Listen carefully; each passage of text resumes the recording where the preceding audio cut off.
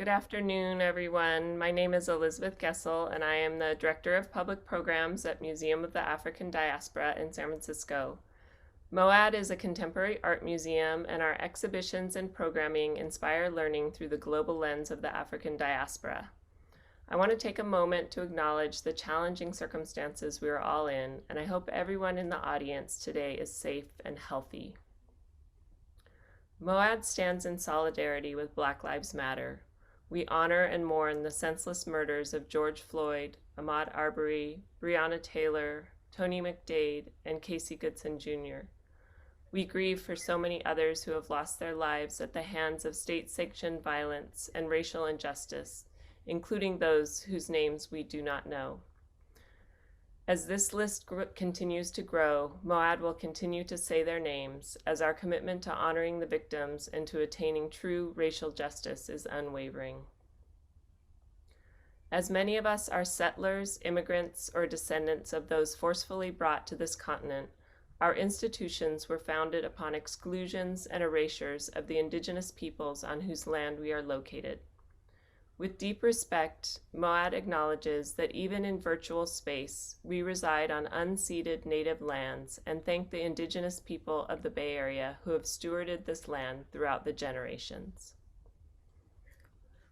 I welcome you to MOAD Online for today's program, a book launch of the gorgeous volume, Women of the African Diaspora. This program is co-presented today by Maison Noire Américaine. I want to briefly introduce all of our amazing guests today so we can get right into the conversation. Full bios of everyone can be found on the MOAD website. Haby is a first-generation American of Fulani descent whose parents are from Guinea. Haby founded a boutique jewelry line, Fulaba, which provides statement jewelry from African high culture and has professional experience in marketing and content creation. We also have Diaraye. She has extensive experience in logistics, business administration, human resources, and project and event management. For the past 5 years, alongside a collective of artists and cultural entrepreneurs, she has organized Le Mocha, an event that promotes African creative and cultural industries in France. Mustapha is a Sierra Leonean American, a two-dimensional artist based in the Bay Area. Her work is focused in large-scale contemporary realistic portraiture. And Ethel-Ruth Tawe is a Cameroonian multidisciplinary artist and editor whose work explores African identity and diaspora cultures. The concept of time is central to her practice, examining Africa's past, present, and futures from a magical realist lens. She is based between the Netherlands and Ghana and holds an MSc in Development Studies from SOAS in London.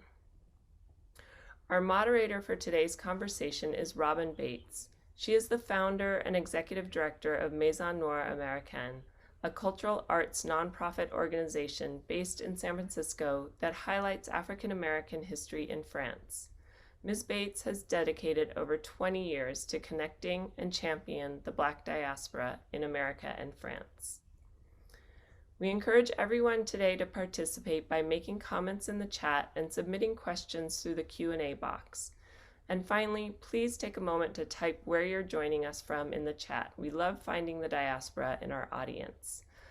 So please join me now in welcoming Robin Bates to moderate our discussion, and all of our contributors to Women of the African Diaspora. Thank you. Thank you, Elizabeth. So I have to say that I'm extremely excited to be here today with co-authors Haby and Diaraye and contributing artists Mustapha and Ethel-Ruth Tawe, the brilliant minds behind the fantastic collaborative endeavor, Women of the African Diaspora, an absolutely gorgeous book that tells the story of 10 women from West Africa, California, and Paris. I thought we'd start today by learning a bit more about the book, and then take a deeper dive into some of the major themes woven throughout Women of the African Diaspora, specifically the themes around sisterhood, embracing our culture, beauty, and our authentic selves, and creating space to tell our individual stories while inspiring young women and generations that follow to do the same, which, by the way, you manage to do through a lens of fashion, history, and art, and it works incredibly well. So thank you all for that. So our first question, what inspired you to create Women of the African Diaspora? So I really felt like there was a lack of imagery and narrative around women of the African diaspora, us telling our own stories and, you know, just ordinary women all around the world, and not enough of this like focus on positivity and us seeing ourselves in a noble light. And I came up with this after a couple of years after I launched my jewelry line, Fulaba. And with Fulaba, we started with Fulani earrings. And the history there is that Fulani women wore these earrings in solid gold as a sign of wealth and nobility. So it was always about elegance and class and being connected to this heritage, which is my heritage, of course. And I just felt hungry for it. And I knew that I wasn't the only one. So I approached Diaraye about it. And I knew I wanted to incorporate Fulaba jewelry, and I wanted to work with different artists and designers. So I'll let Diaraye add to that. Yeah, absolutely. It was so funny because we were very connected.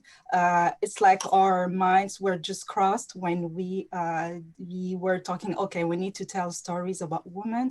This is what the world is in need of hearing. Women's stories, specifically Black women's stories. So we were connected, and we're like, okay, what can we wanted to do something related to our origin. We both Fulanis, we both have the same name as well. So, and it was important, and it was so easy to connect with Haby because, you know, we were on the same mindset. So, well, it was just the need of telling stories and showing women, ordinary women that have that are very proud of their heritage, and if despite where they live. Thank you. And so just quickly, how did you come up with the concept of the book? So I'll just say really quick, I want to add that we knew that we wanted to have beautiful imagery. So we started with the photo shoots in Guinea, and Diaraye and I met in Guinea. She flew from France and I flew from Oakland.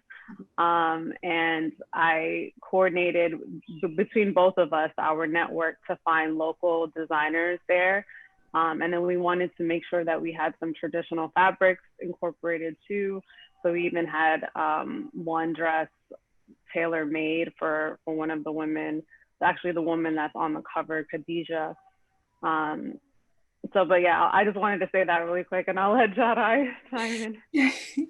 No, it was just one day we're like, okay, Haby needed to go to Guinea because she had to do her business with the jewelry. And we're like, okay, why don't we go to Guinea and make a photo shoot? Let's go and try.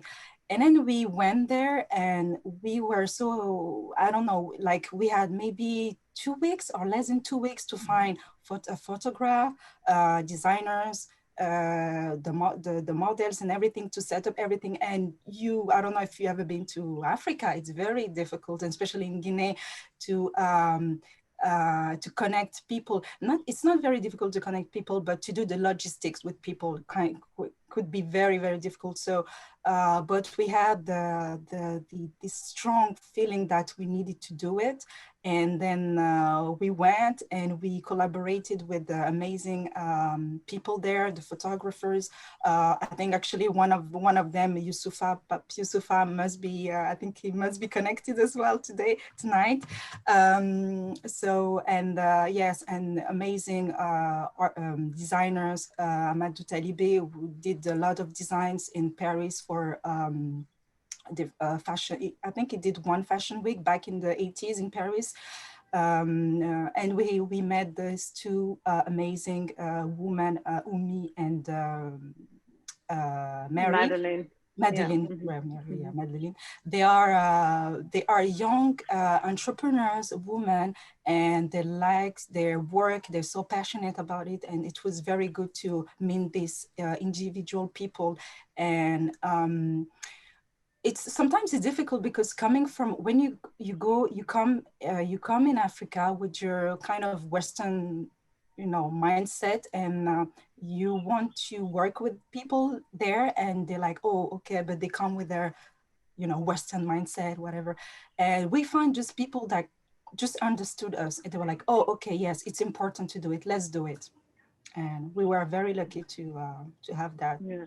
And also an amazing makeup artist, Bebe Saron, a Yeah, very young yeah. entrepreneur, does fashion, and she's owns an influencer, and she was amazing to work with. And we did the shoots over 2 different days, and like 3 different locations. So, but it really came together. And at the time, we didn't know exactly what we were going to, how we were going to tell the story of these women. That was just the beginning. And, after we did the shoots in Oakland and in Paris, that's when we really solidified with the questions and interviewed the women this year to like get the story down. Excellent. I was also particularly intrigued by the familial connection between Haby and Diaraye. So I'm hoping you can share a little bit about that, as well as curious about how all of the contributors met, given your diverse backgrounds in various locations across the globe. So we have Ethel, who's joining us. Remind me again where you're joining us from? Netherlands right now. Netherlands. I just want to make sure I was correct on that. And then I know Diaraye is joining us from Paris, and then others are here in California. Amazing. How did you all meet and make this happen? Okay, can I go just for the artist? So in this book, we have 3 chapters, Guinea, Oakland, US, and Paris. So for when we went to Guinea, we met the people that we wanted to work locally with the people. So in Guinea, we worked with the photographers and designers and everything. And for the design, the picture, the design that Ethel made, we found her and we're like, okay, we really love what she's doing. Incredible work, digital college things. It's very amazing. And we're like, okay, I think she kind of understands her where we want to go. And we did back and forth, but it was very cool to see how she just understood her vision, and she was correct to it. And that was very great to go there. For the designers in the US, I know, Abby, you worked with them directly because it was easier for you. So yeah, I did basically kind of like a casting call through, Bay Area networks, Young Black NSF, and I think I put something out there on Launchpad Africa too. So someone recommended Abby, and I looked at her work, and I was like, oh yeah, definitely, like, would love to work with her. So really happy that we were able to get something within the time frame, and it came out beautifully. And I'll be sharing that momentarily here. And then for France, Diaraye, you had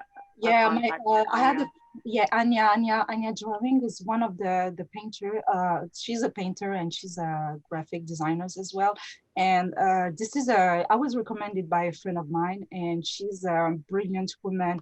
Her work is she's very into. She creates a positive image about women, and especially Black women. She's an Afro-feminist.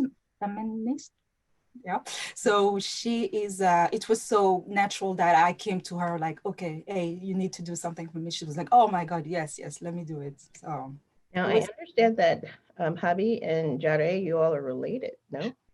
Yeah.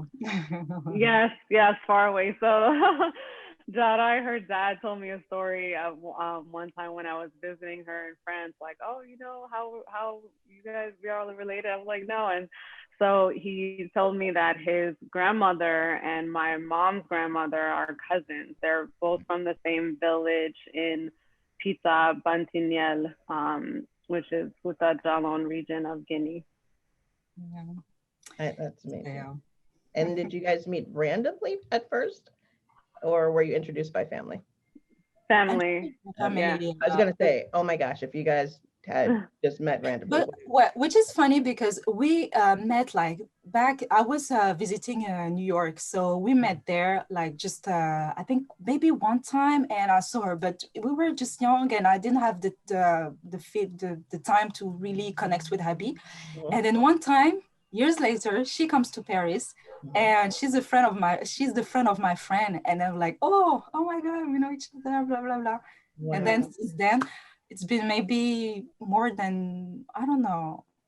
It was almost 20 years. 20 years. Actually. 20. Yeah. Because it was the time when you spent more time in New York, especially that one, I don't know, winter or summer. Yes. But yeah. Yeah, that was the time. Yeah. And our trips, we traveled together as well. So yeah, we have a real connection, even if we're not like really like close cousin, but we have a very, very deep connection. I love it. I love it. And it actually comes across in the work as well. Yeah. So, next question is for Abby or Ethel. Can you share a bit about the approach and your methods used and why?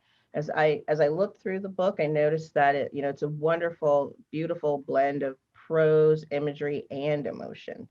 And it became very clear that you used a very specific style or medium to craft each story. So if you could share a bit with the audience about that, your approach to that.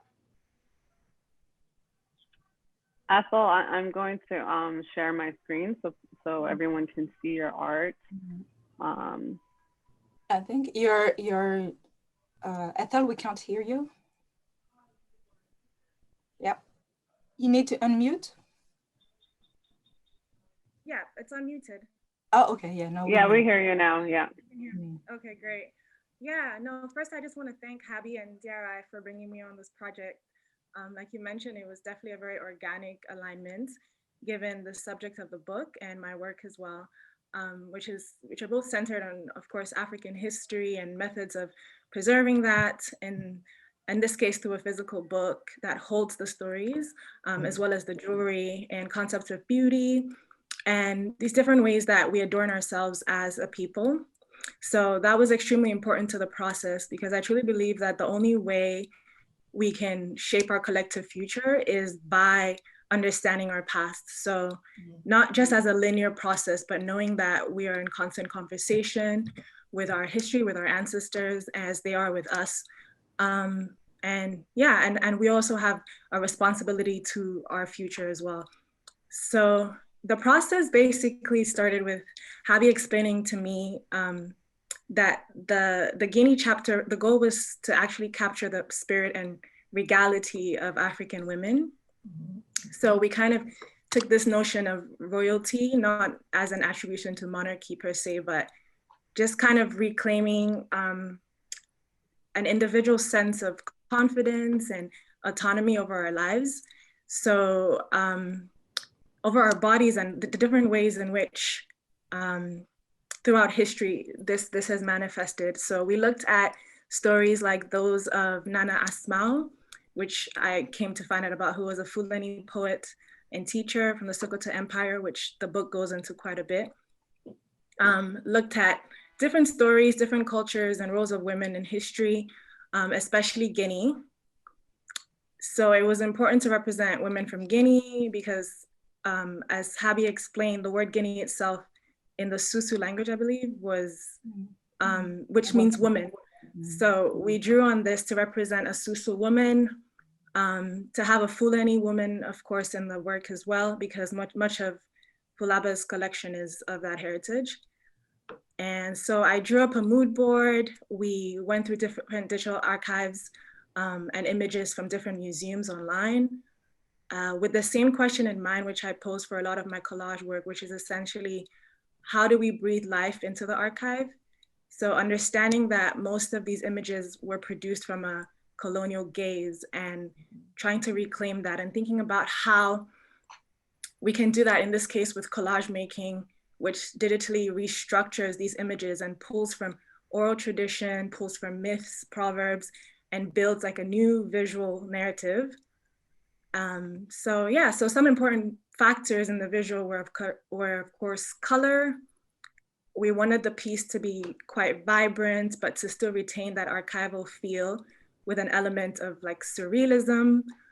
And so something that's really beautiful actually about looking through archives is realizing how style, and especially things like hairstyles, can be quite timeless and retain quite a futuristic element.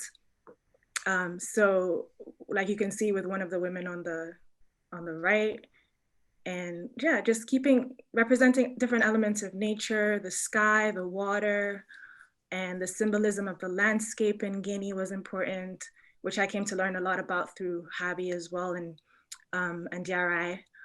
And yeah, so having also the symbolism of unity between the women. So choosing to have these women face each other to symbolize that sisterhood, having the African lilies in the calabash as a symbol of fertility, and yeah, so just keeping the central theme of sisterhood throughout everything that we placed in this collage and pieced together. And then finally, of course, the Fulaba jewelry as well. Both women are wearing original pieces from the collection. So that was basically the process from ideation to execution. Thank you. Abby, did you want to share your perspective? Yeah. Yeah, I'm gonna pull up your artwork too here, Abby. Just 1 moment.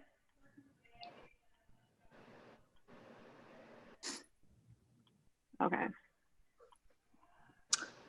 So for this piece, in the beginning, Haby and I discussed whether it would be more of the contemporary realism that I do, or if it would be more illustrative, because I also do illustration work.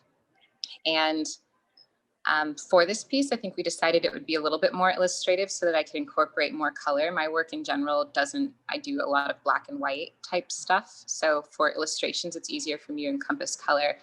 And she shared with me the pictures that were taken in Oakland, and it was informed a little bit by that, I think, and talking about wanting to have this individual woman who was almost on this journey, like showing up in Oakland and having all this potential and being really powerful in that. And so this is a little bit of, my illustrative style, with everything that Haby and I talked about as far as like feeling empowered, we talked about a little bit like putting the cityscape in the background, and some pretty, the Bay Bridge is there. And then also the flowers. Oakland is full of flowers, really, really colorful flowers all over the city. And that was one of the first things I noticed when I, originally moved to Oakland. It was like, there's so many flowers. And so just the idea of blossoming and blooming, it's almost year round, not completely, but almost year round, that you walk around and there's just, things are blooming. And that's really symbolic of, I don't know, I think what life is right now for people like moving to cities, especially young people and especially young Black women. And so that's what I tried to encompass in this piece. And the colors in the background, we changed a couple times, and it really came together. We went back and forth a little bit, and we wanted it to feel really bright as well. And so that's where a lot of that came from. And yeah, I guess that's it. Yeah. And it's beautiful. Both images are just stunning, just stunning. And just to piggyback on the theme of sisterhood that you mentioned earlier, Ethel, that leads right into our next series of questions. So the theme of sisterhood, whether biological or unrelated, right? And its significance when it comes to shared experiences. solidarity, as well as inclusivity in spaces, whether it's local, national, or global, for women of the Black diaspora. From that perspective, and this can be anyone who would like to volunteer to respond. From that perspective, what does sisterhood mean to you?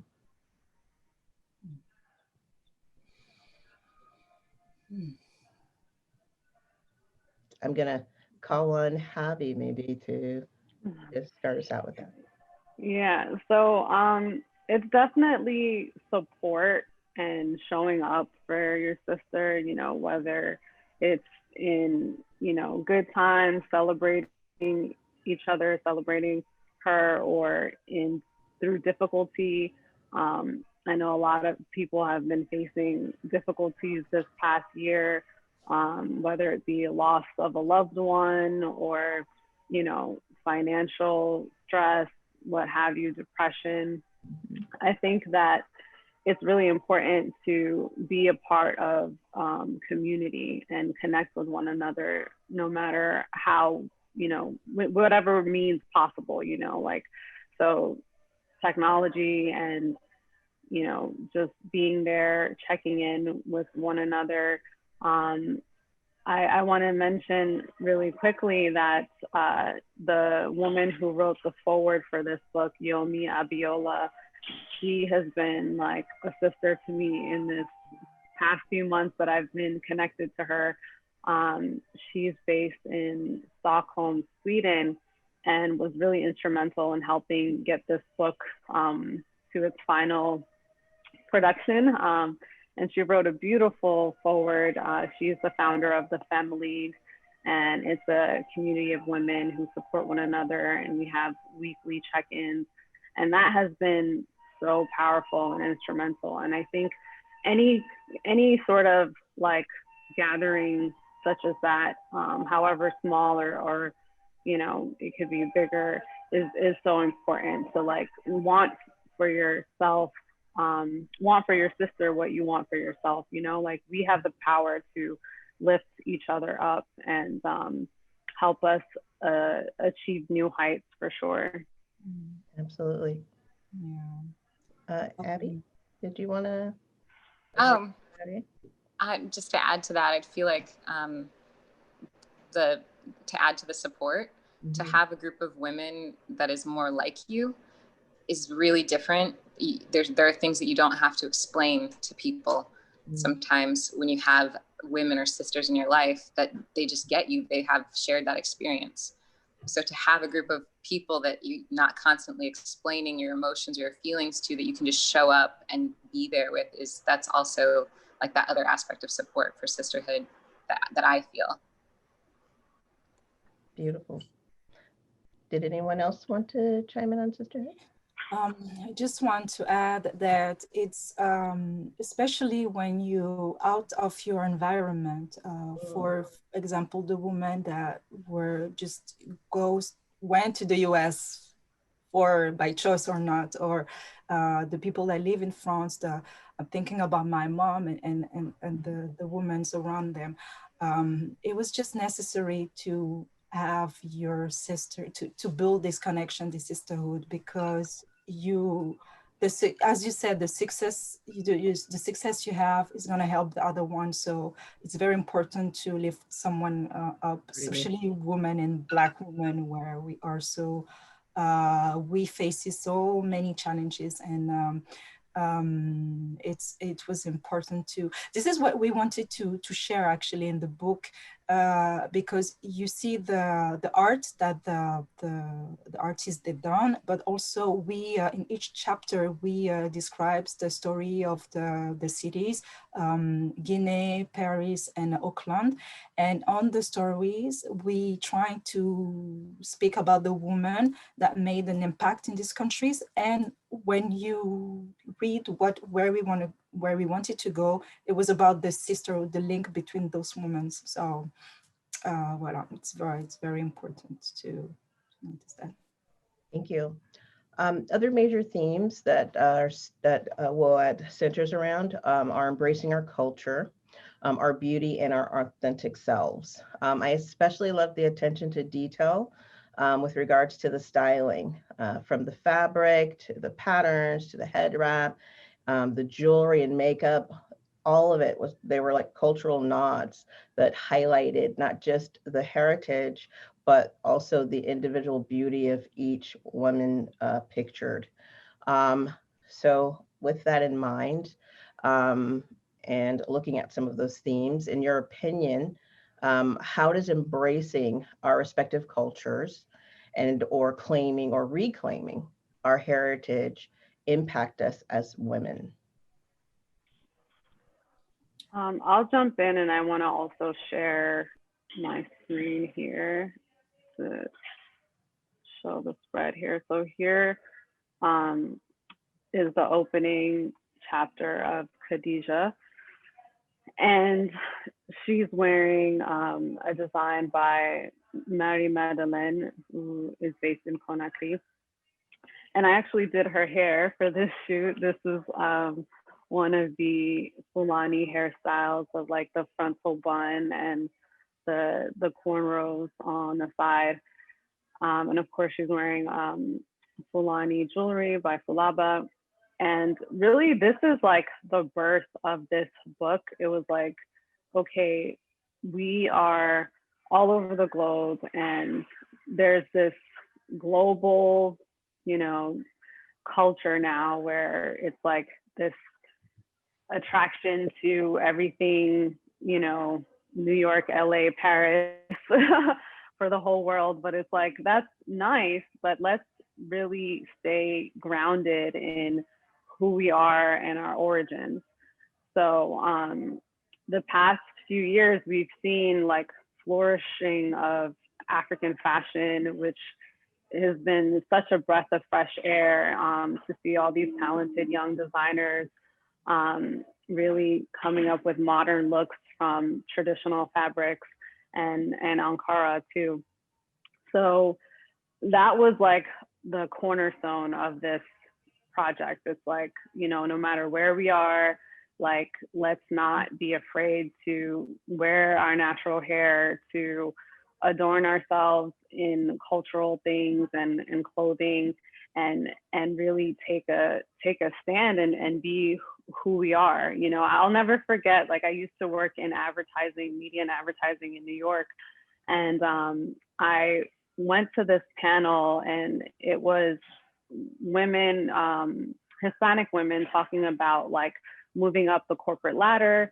And one woman was like encouraging young women to just, you know, just straighten your hair, do what you have to do to, like, you know, just present yourself in a certain way in corporate America. And I was just never satisfied with that. I was just like, no, like, like, that's not authentic. Like, I want to wear my natural hair, and that should not preclude me from any kind of opportunity. Like, this is who I am. Like, you know, like, I want to be me. And I've always been passionate about being authentic and being able to present myself, my true self, you know, and not having to like assimilate in that way. And I just was never satisfied with that. So that's a cornerstone of this book, a major theme of like, be who you are, adorn yourself, be proud, be strong, and people will have to respect you, because what else can they do? Like, I'm not going to change who I am to make you more comfortable. No. Love it. Exactly. Yeah. The other clearly major theme throughout the book, there's a clear focus on beauty, natural beauty. So my next question is for all of you. Growing up, what were you taught about your individual beauty as Black women?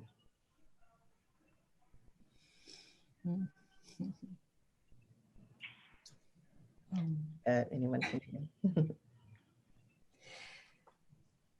Diaraye, what I was,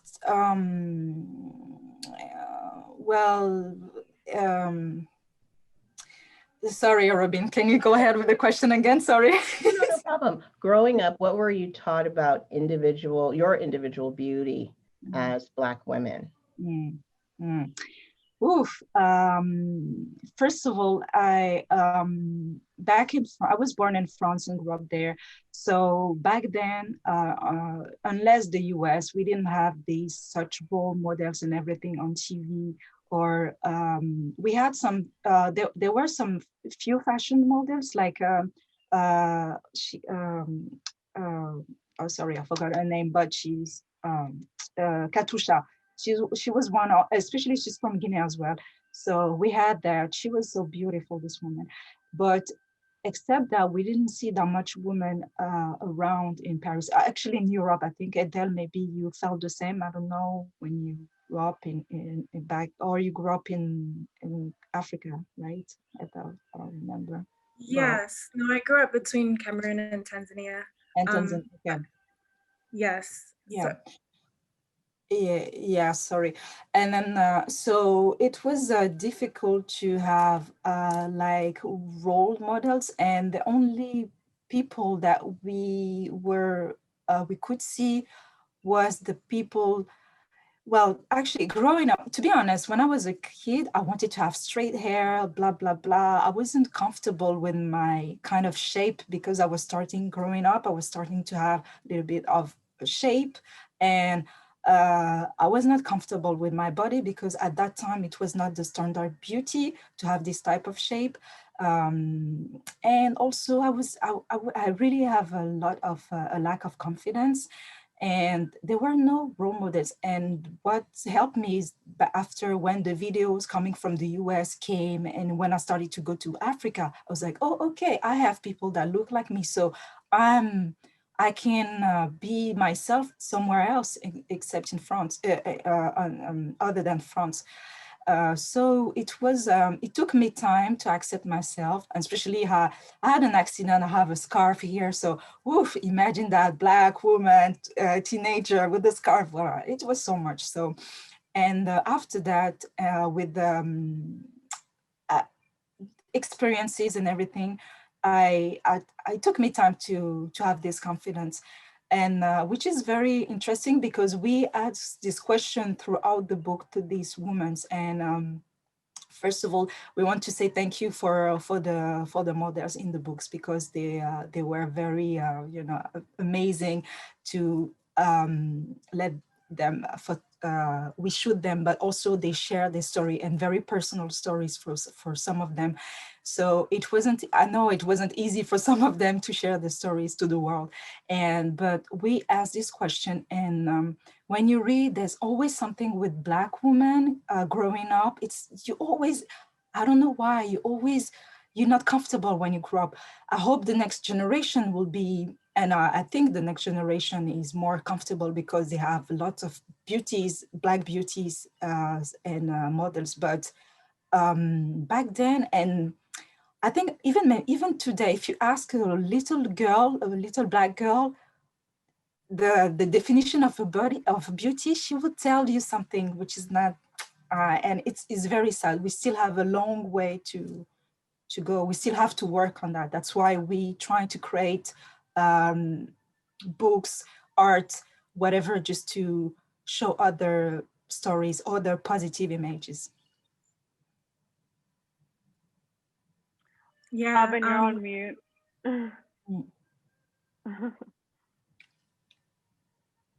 Thank you. Did anyone else want to chime in on that topic? What it felt like, what you were taught growing up about your individual beauty as a Black woman? Yeah, I just wanted to add about Diaraye's point on being in the continent as well, and still kind of having that inferiority complex instilled.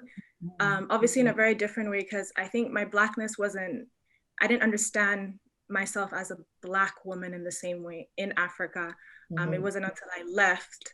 But saying that, at the same time, like on the continent, seeing, skin bleaching and all these things that still happen, it was obvious that proximity to whiteness was, preferred, and as a result of colonialism. But I guess where I kind of made, and it's still very much a work in progress, but where I found a bit more peace in that was realizing that a lot of these beauty standards, a lot of these trends actually are are appropriations, right? So they end up being the standard here, but actually there's no reason to instill this inferiority complex. There's no reason to be threatened by something in a system that actually has a history of stealing from our culture. So I just kind of, yeah, it is very much a work in progress, and it is a complex that I think a lot of Black women deal with, like Diaraye shared. But yeah, that's been my experience. Thank you. And so just based on your individual experiences, whether you grew up in a culture dominated by Eurocentric beauty or not, what was imperative for you to share through this project, or convey through this project with regards to beauty and body image in a world that encourages Black women to alter their natural beauty, their natural hair, their bodies, to conform to your Eurocentric ideals? So what would you say was one of the things that was really important, a message really important for you to send via this project? Yeah, definitely. Okay, I can just answer, but I think Haby wants to say a lot of things about that as well. Yeah, definitely. It's important that that's what we're trying to, there are so, during the past, so many toxic information were spread about Black people or Black women and everything. So I think as a Black woman today, this is our responsibility to share a true story and to share our narratives, and whatever type of media you want to use, if either it's art, either it's a book, I don't know, music, whatever, but to go there, it's very important. We need positive images. We need, we were so invisible in the past, and this need to be corrected, and corrected the good way, not the wrong way. So it was very important, as we're just human. I'm just a little person in this world, but I just want to put my little piece in this world. And this piece is just to show ordinary women that are very proud of themselves and they are truly embrace themselves. Thank you. Haby? Yeah, so as mentioned earlier, I'm first generation American. I was born and raised in the US, born in Brooklyn, and like what Diaraye mentioned and Ethel mentioned, you know, you see this narrative in people acting out this beauty ideal of Eurocentric beauty, whether it's like people seeing only you know, straight hair, lighter skin as beautiful, and you know, people like wanting to dodge the sun to avoid getting dark, or skin bleaching, and you know, and it's pretty perverse. You know, I remember just being a child, and I had a babysitter from Pakistan who commented on how dark my skin was, you know, and like I was 5 or 6 years old, and I remember turning my hand to show her my palm, like innocently, and I'm like, well, this is light, you know, like, and because you're just a kid, you don't know, you just want to be accepted and cared for. And yeah, so I did struggle with like the colorism growing up, for sure, but thankfully, you know, as I became a young adult, I learned to love my skin and embrace my features. And I think a lot of that had to do with seeing examples, you know, seeing people that look like you know, being proud, being confident, and adorning themselves and celebrating who they are. And so we really can't get enough of that. Like we need it. So we encourage it from all different mediums: music, film, art, all of it, you know, writing. I think it's really important to show others that, you know, like there's no domination when it comes to beauty. Like we are the human race, and we are a collective of diverse people, nations, languages, ethnic groups, skin tones, hair structures, hair textures, you know, phenotypes, and there's beauty in it all. So I would absolutely agree. Thank you. So our last question focuses on something that's extremely important to the WOAD project, which is the very special message that you all have for young women and girls. What words of wisdom would you like to share with young women as they navigate daily life while trying to find their place in this world? We'll start with Haby. Yeah. okay. Well, I think I'm gonna borrow from Yomi. She talks about us being in different seasons, you know. And my dad used to say, you know, nothing is permanent. It's, you know, everything's temporary. So just like being in the moment, and obviously it's important to have goals and dreams and to work towards these things. But be present, get to know yourself, look inward, and also like find like-minded sisters to go with you on this journey of life. So know that it's changing, it's evolving. Like you are changing, you know, you can be whoever it is that you want to be, and stay grounded, you know, like I can't wait to spend more time in West Africa and talk to family and know about, like, you know, things that happened decades ago, and, you know, those like those kind of moments where you can connect with family and people that, you know, may not be family but are like family. They understand and know more than you. I think it's really important to be open-minded and to learn from others and other people's journeys, and you know, move through your seasons with optimism, no matter what's going on. Like, know that there's a greater purpose in it all, and you have the power to change your condition and circumstances. Thank you. Did anyone else want to share some words of wisdom for young women and girls?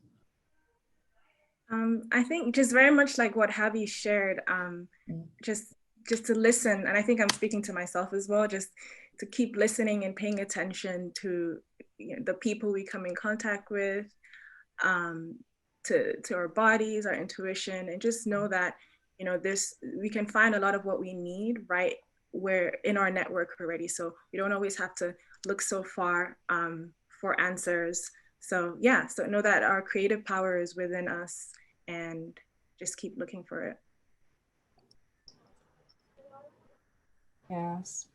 And also to young women, just they have to try. They just have to try, and whatever it is, just put the first step, because it's very important, and it's liberating just to whatever type of media you want to choose, but just do the first step is very important. You have to do it. It's your responsibility to tell your story, and you have to do it. Just go for it, and just spread your authentic truth yourself, like your authenticity, and be yourself, no matter what. Thank you. Haby? I would add to that don't, like, on the same wavelength of all of that, not to be afraid to shift your paradigm. You know, there's this, we grow up in certain ways, and a lot of times we're kind of shuffled into certain careers or certain ways of living. Mm-hmm. And it's not just for us, but you can take leadership from people who are outside of your community or outside of your culture, or like people you don't even know and maybe have only seen like once or twice on TV. It doesn't have to be somebody in your immediate circle or someone you actually have access to that you can look up to and shift your paradigm according to how they've expanded your mind about something. And I think that's, as an adult, that's the biggest thing that I've learned, that you know, your circle can teach you so much and they can be there to support you, but you're the only person who actually has the power to step outside of that and shift a whole new paradigm, like create a whole new world for yourself or someone else. And there's sometimes where you don't always have a role model, and the only thing you have is your imagination, and you might have to be the first to do something. It doesn't mean it's impossible. It just means you have to figure out how to do it. And everybody's capable of figuring out how to do it. You have to take the steps to figure it out, which might mean a little bit more digging, but you can shift your paradigm no matter what it is all the time. Thank you. So that actually concludes our questions. I want to say a heartfelt thank you to each of you for being with us here today. Thank you to Moed as well for hosting this. We do have a moment for Q&A. And so before I hand it over to Elizabeth for Q&A, I just want to say once again, thank you so much for this beautiful, beautiful book. It is literally a gift. I personally can't wait to get my own copy to give to my daughter and my sister and my mom as a reminder of how beautiful we all are and how important it is to embrace ourselves and our authentic, true selves. So in the spirit of sisterhood, I want to say thank you to you all. And with that, I'm going to hand it over to Elizabeth Gessel for our Q&A. Thank you all. Thank you all so much. There are a couple questions. The first one says, and it's not directed to anyone specifically, but it says, aren't you a bit scared to be accused of only focusing on Black women? Does anybody have a response to that? No. No. No, because you first, when you tell the story, you tell the story about, you start with you, right? So why not? Why not?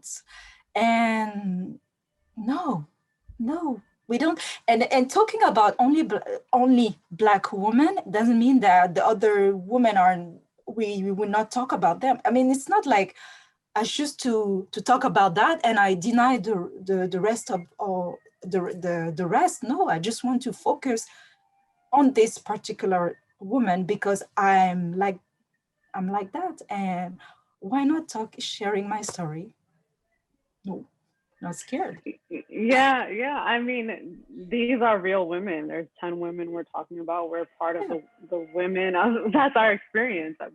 We are of the African diaspora, and in story you have to focus on something, right? Like you can't say that, oh, I'm gonna do a documentary on Kobe Bryant, but I'm gonna talk about all the top NBA players. No, it's about Kobe Bryant. He's a Black man, you know? So I mean, no, it is what it is. Like, this is who we are. And it's an invitation. It's an invitation because, you know, we are speaking to all women. Women can identify here, and even the men can identify here, right? All the men, they have mothers, right? You didn't just fall from the sky, like my dad used to say. You didn't just fall from the sky. You came from a family. So, and then the men who have daughters and sisters, like, you want the best for women out there. Like, it's an invitation. It's definitely something that anyone of any background could find inspiration in, for sure. Yeah.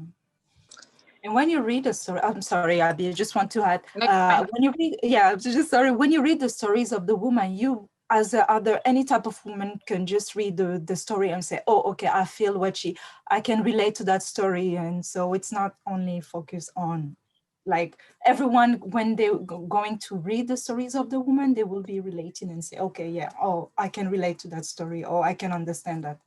What? Sorry, Abby. No, you're fine.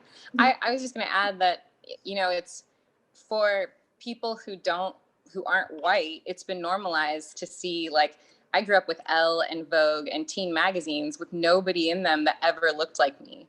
But for me, all of a sudden, when there is one book full of women who aren't necessarily white, to get the question, are you afraid of being accused of only representing this kind of woman? It's like, well, that even that question comes with a little, you know, a little head nod, like, well, every other book that I've looked at my entire life has had all white women in it. Like growing up, there are books, like all of the magazines, until maybe I was in like elementary school, middle school. So to have one book that purposely doesn't have that shouldn't be looked at as something you could accuse anybody of doing anything wrong in.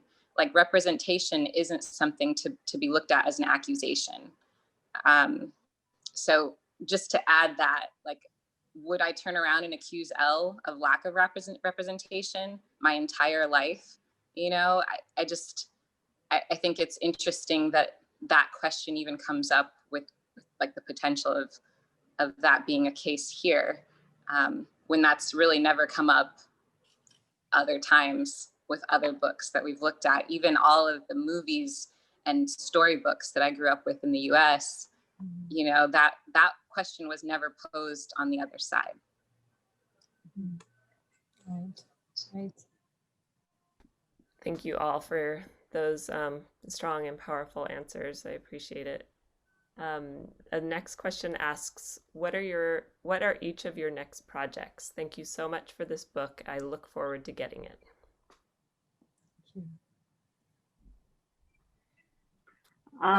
Well, I'll start. So as you know, I'm the founder of Sulaba. We provide statement jewelry from African high culture, and we have more jewelry coming from Senegal next month, and more jewelry that I'm going to be designing, like hair jewelry.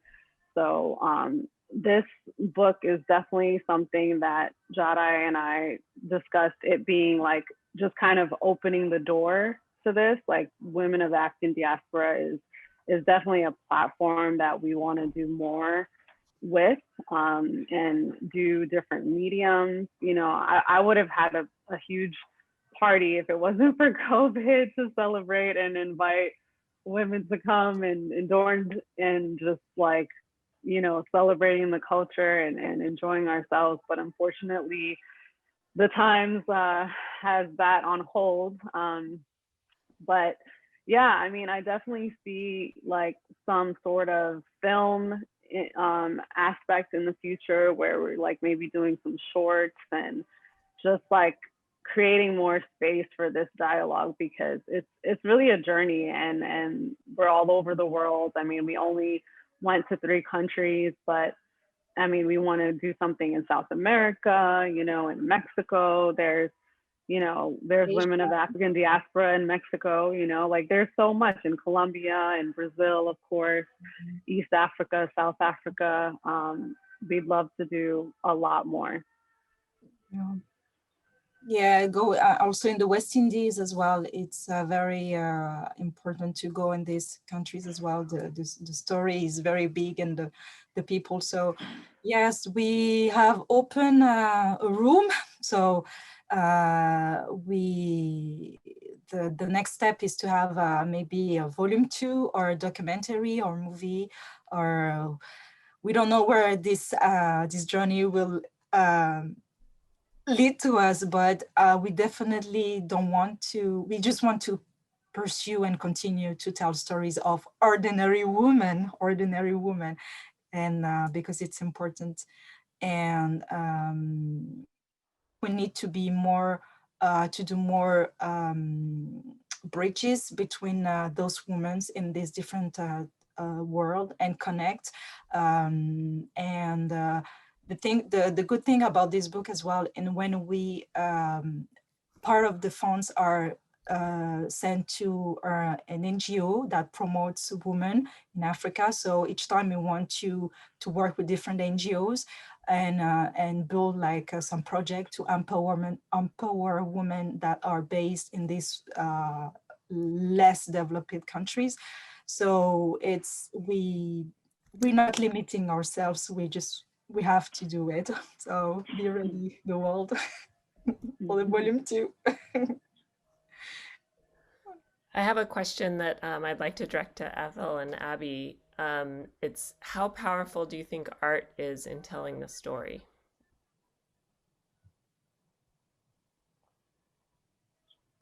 Um, sorry, go ahead. No, in my experience, art is the biggest thing that tells the story. You know, a lot of times in every type of revolution or evolution of anything, it's oftentimes the art that comes first. It's what gets people's attention. It's the thing that you can criticize it, but people expect it out of artists to be a little controversial and to say whatever they want and not be influenced as much by certain things. So for me, art has been the primary thing that that changes and shifts things and grabs people's attention. So I think it's very important. Yeah, in the same way, I think, not everyone always has access to, like other forms of documenting, maybe writing, and, not everyone is written in stories, but sometimes the visual language of art allows you to have access to a different understanding, and just to relate to it in a different way as well. So I think that's the main thing for me. Okay, and I think we're going to close with this question since we're at our time, and it is, what's your advice for those of us still discovering our voice and our story? How do we build the confidence to speak up and share? I think a lot of the time it comes down to, people are worried about how they're going to be perceived, or, not wanting to like trip up over themselves or be embarrassed, or maybe it's just you're shy. But know that there are people going through the same thing that you're going through, and for you to speak up about it will do something for them. And